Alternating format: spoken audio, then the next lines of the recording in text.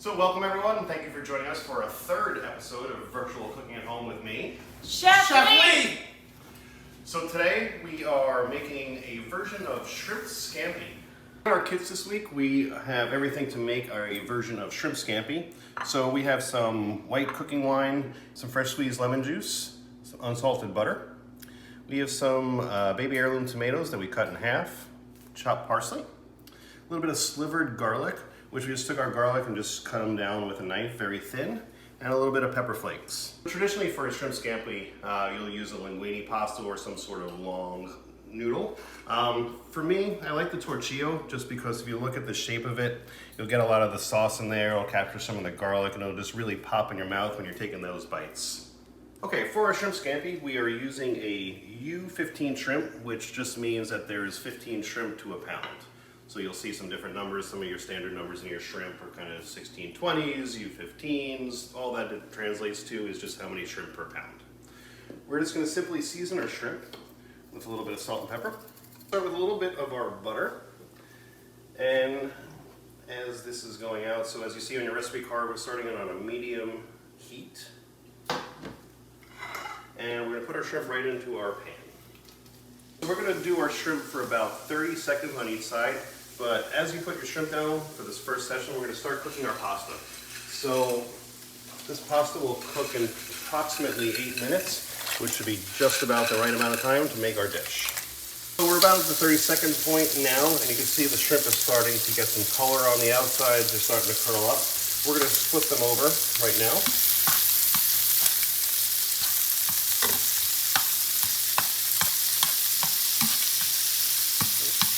And you'll notice on the bottom of the pan, you're starting to get some of these brown bits. That is all good stuff. We call that fond. And that's going to build some flavor. We're at the point now, we're going to take the shrimp out of our pan. So your shrimp are not all the way cooked yet. We're going to pull them out here, and we're going to finish them in the sauce a little later on. That way they don't get overcooked by leaving them the whole time.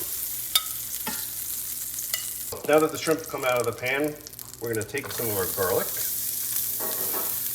Put them in there. We're going to put a pinch of our red pepper flakes.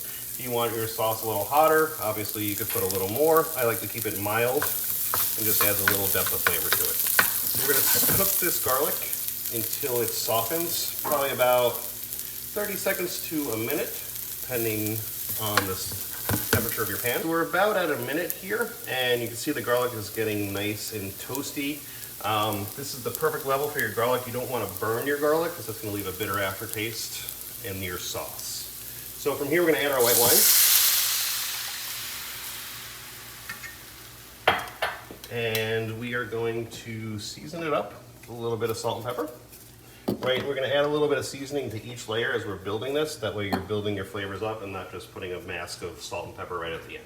We are also going to be adding our lemon juice right in here. We're going to bring this up to a simmer. And then we're going to reduce this by about half. So now we are going to turn it over to Michael. While his sauce is reducing, I want to talk about what we are going to pair with Chef's dish this week. So what we're looking for is we're looking for something light, bright. We're looking for something that has high acidity to match a lot of the flavors of the tomato and the lemon that Chef has in the dish. Immediately I went to Sauvignon Blanc. You could go with a Pinot Grigio, a dry Riesling would work as well, but for this dish we want to go to a Sauvignon Blanc, and we were thinking either American or French. I would stay away from New Zealand due to the high grapefruit. So we went with the Joseph Phelps. This is a single vineyard Sauvignon Blanc coming out of Napa. It's got great acidity, it's going to match up to the lemon and the tomato. And it's going to really cleanse the palate with all the butter and the richness from this dish as well. So we thought this was the perfect pairing, and I really hope you enjoy this. You see here our wine and lemon juice mixture is reduced by just about half. I'm going to add in our tomatoes and kind of let them simmer in there just to soften up, and it'll just add a little extra sweetness to your sauce. We are at the perfect point now where we are going to add our shrimp back in to the sauce to finish cooking. So we're just going to put them right back in there. Kind of let this go for about 30 seconds till it comes back up to a nice rolling boil. We're about to add our butter to finish our sauce, but I just want you to go in and try the liquid that's in there now. So you should have a nice acidic bite to it, all that wine, the lemon juice, and good seasoning, right? It should be very tart. is probably the right word for it. Hit you on the roof of the mouth. And then you'll see why we're going to add the butter to really round out the dish. We are going to add some of our butter in, and obviously this is a preference thing too. For me, I like a lot of butter, but depending your preference and how acidic you want your sauce, put as much or as little as you would like.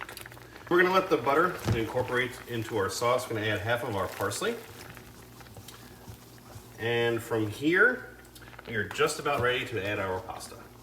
We're adding our pasta back into our dish, and we're going to let this kind of come back up for about 30 seconds to a minute, just so the pasta gets incorporated into the sauce to finish cooking, and we should be just about there. Our dish is complete. We're going to transfer it over to our bowl. You could split it up into two, or I like to go a little family style and just put it all into one pot.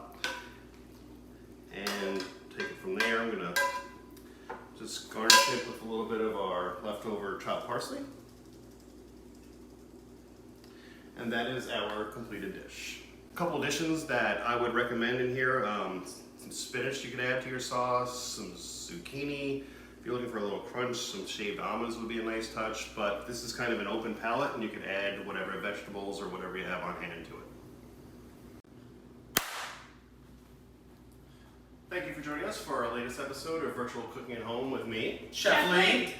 Appreciate everyone supporting the club, and we look forward to seeing everyone next week. Absolutely. Cheers, Chef. Cheers. Thank you.